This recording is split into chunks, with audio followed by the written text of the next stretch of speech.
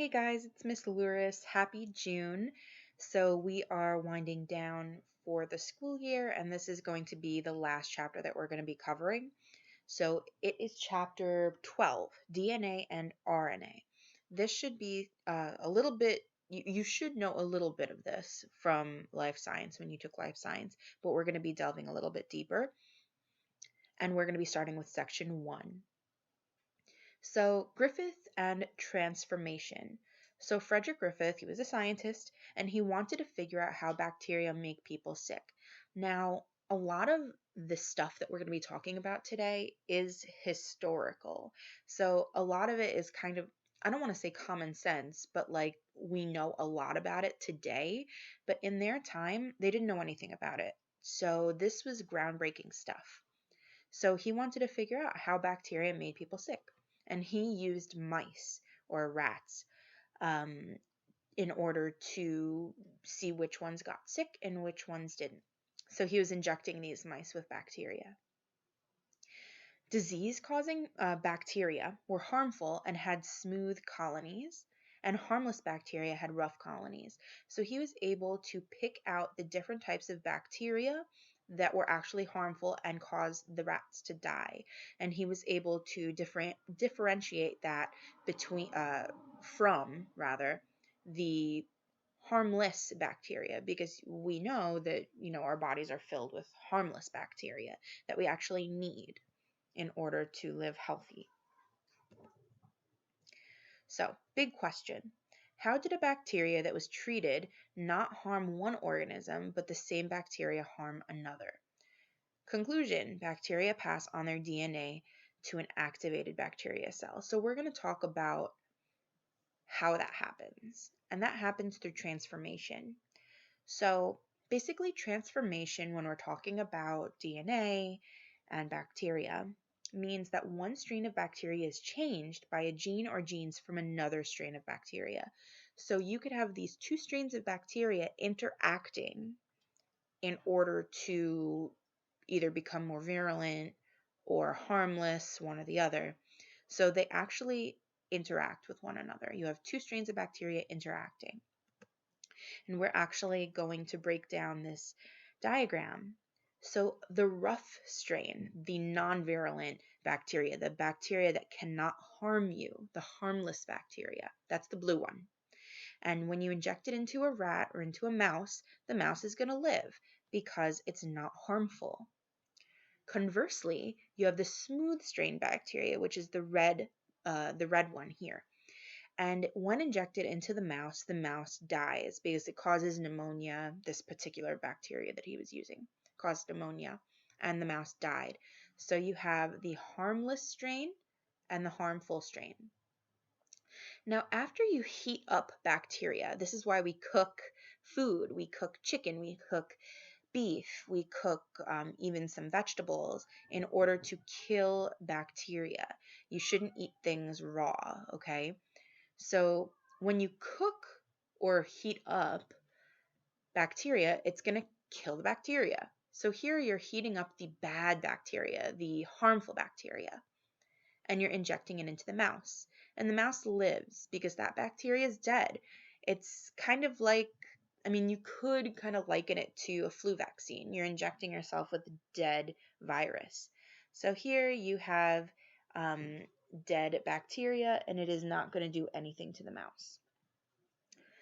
So he thought, what if I mix the two? What if I put the dead bacteria into the mouse along with the non-virulent strain?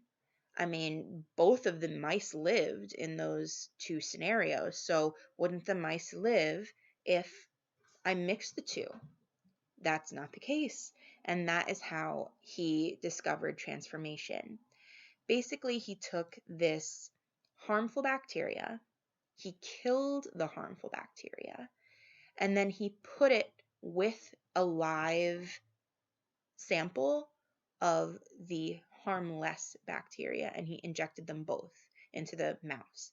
And basically what happened is, even though the red bad bacteria was dead, the blue bacteria, the good bacteria, was able to kind of like take parts of the DNA from the dead bacteria, and it was able to become the bad bacteria, if that makes sense. So this blue guy kind of morphed into the red one. They kind of interacted, and it got properties from that virulent strain, and it was able to kill the mouse. So Oswald Avery, another notable scientist in DNA discovery. My cat is flipping out. I'm sorry. So what was causing this DNA to transform? What was causing the bacteria to transform, rather? So he discovered that by destroying the DNA in the bacteria, transformation did not occur. So he destroyed bits and pieces of the bacteria, and transformation was occurring until he got to the DNA, and then he destroyed the DNA and transformation didn't occur anymore.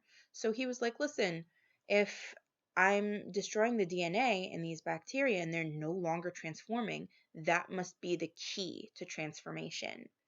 He discovered that DNA is the key to transformation. So DNA, or deoxyribonucleic acid, is the nucleic acid that transmits genetic information from one generation to the next. So that's where all of our genotypes are. Our genes, everything is in the DNA. So the Hershey-Chase experiment, I believe this is the last experiment we're going to be talking about. So these two guys, they studied viruses and infectious diseases in living organisms. A bacteriophage, you might have seen a picture of a bacteriophage. They're very common looking when you're looking up a virus or something. That's kind of what they look like. They look like little spiders. And a bacteriophage is a virus that eats bacteria. It attaches to the bacteria and it injects its DNA into it. And then the bacteria splits open and a bunch of viruses come out. Kind of like a gross spider nest. You split it open and a bunch come out. Same thing happens with a bacteriophage. So the question that these scientists had was it the protein coat around the bacteria or the DNA inside that infected the cells and made them sick? So their experiment dealt with two radioactive isotopes, two markers. So you have phosphorus and sulfur. Those are two elements in the periodic table. And they used phosphorus on the DNA in the bacteriophage and sulfur in the protein coat, on the protein coat, which is like the outside of it, on the bacteria rather, sorry. And depending on which was found inside the cell, it would determine which part of the virus entered the cell. So they kind of inserted some radioactive phosphorus into certain viruses and then put sulfur into other viruses, and then they kind of let them loose on the bacteria. And basically this is what happened. Here we have the two bacteriophages. Okay, we have this with the sulfur, which was directed at the coating on the outside. And then here we have the phosphorus bacteriophage, which was going to be focusing on the DNA. So here is the outcome. So the label stayed outside of the cell, this like little yellow stuff, the glow, so to speak. It looks like a glow kind of. That is the sulfur. And the sulfur stayed outside of the cell. So that is not what ended up inside of the bacteria. Whereas here, you could see that the glow is now inside of the bacteria. So the DNA is what inserted itself into the bacteria. So basically, all of these very convoluted experiments are telling us that DNA is kind of the basis of all of this. DNA causes bacteriophages to infect bacteria and multiply. So, the structure of DNA. It's made up of nucleotides, and nucleotides are made up of 3 different things. We have the 5 carbon sugar, which is called deoxyribose, so it's 5 carbons kind of together, a phosphate group, and a nitrogen base. There are 4 different nitrogen bases. We have ACGT, or adenine, cytosine, guanine, and thymine. So deoxyribose is the sugar, and phosphate group form the backbone of the DNA. So kind of like the when you're looking at a DNA, it forms the 2 sides to it because DNA kind of look like a spiral staircase. So the deoxyribose and the phosphate group form the 2 sides of it. And then the rungs of the ladder or the stairs are the nitrogen bases. And you always have AT together and CG are always together. So you have AT and CG, and they're held together by nitrogen bonds. Now in this, we're not at the picture yet. Okay, hold on. So Chargaff's rules, basically the percentage of cytosine and guanine in DNA are the same as well as adenine and thymine. So you can't have more cytosine than guanine, and you can't have more adenine than thymine. They have to be equal. The double helix is discovered by Watson and Crick, and it's just the structure of the DNA, what it looks like. It looks like a spiral staircase. So that's called a double helix. There are 2 strands wound around each other. And you could see here we have the kind of like bluish gray part is the phosphate group and the sugar, the deoxyribose. And then you have the base pairs, which are the steps of this ladder or this staircase. And you have the guanine and cytosine together, the orange and the red, and then you have the adenine and thymine together, which are the yellow and the green. So you never see a green with a red, or a green with an orange, or a yellow with an orange, or a yellow with a red. It's always yellow and green, or orange and red. It's never a deviation from that. And here's just another like kind of close up of it.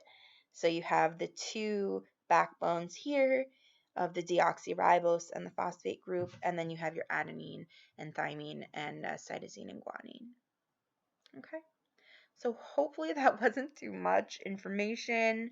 I know we're winding down and it's hard to keep this information in your heads. You were kind of dealt not a great hand this year because you had so many switch ups, but I will be posting other videos to try to help you understand maybe in a different way. If you have any questions at all, please email me or schedule a virtual office hours. That's totally fine. I really hope that you have a good day, and I will see you on the next one, the next video.